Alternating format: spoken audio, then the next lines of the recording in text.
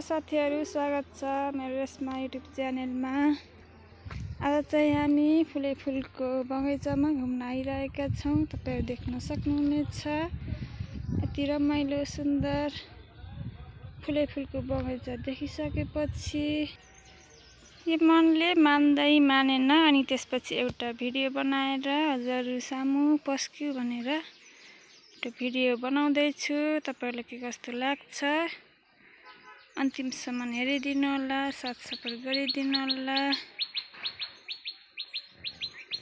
यति राम्रो सुन्दर फुल रहेको छ हाम्रो बगैँचामा। आज 2082 को नयाँ साल यसरी फुलको बगैँचामा घुम्न आइरहेका छौं। यति रमाइलो राम्रो छ।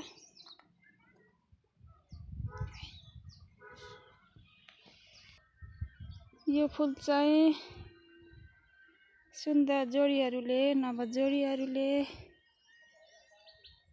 प्रेम प्रस्तावको लागि र अन्य अरू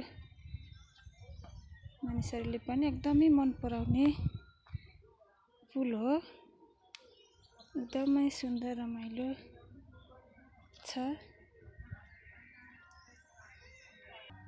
यता चाहिँ रातेपातेको फुल रहेको छ।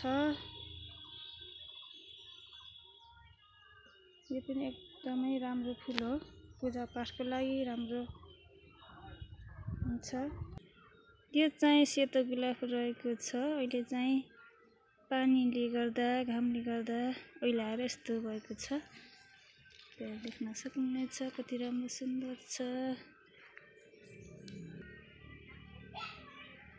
सुन्दर रमाइलो। यो चाहिँ खुर्सानी फुल रहेको छ।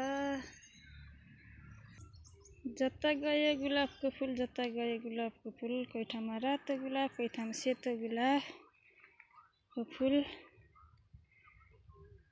मनै हरर हुने रमाउने यही फुलको बगैँचामा बसौं जस्तो हुने एकदम सुन्दर फुल रहेको छ। तपाईहरुलाई के कस्तो लाग्छ अन्तिमसम्म हेरिदिनु होला, सपोर्ट गरिदिनु होला। यस्तै भिडियो फेरि पनि लिएर आउने छु त्यतिन्जेलको लागि। यो रेशमा युट्युब च्यानलको भिडियो चाहिँ कति बेला आउँछ भन्दै प्रतीक्षामा बस्नु होला। है त साथीहरु, अहिलेलाई चाहिँ बाइ बाइ।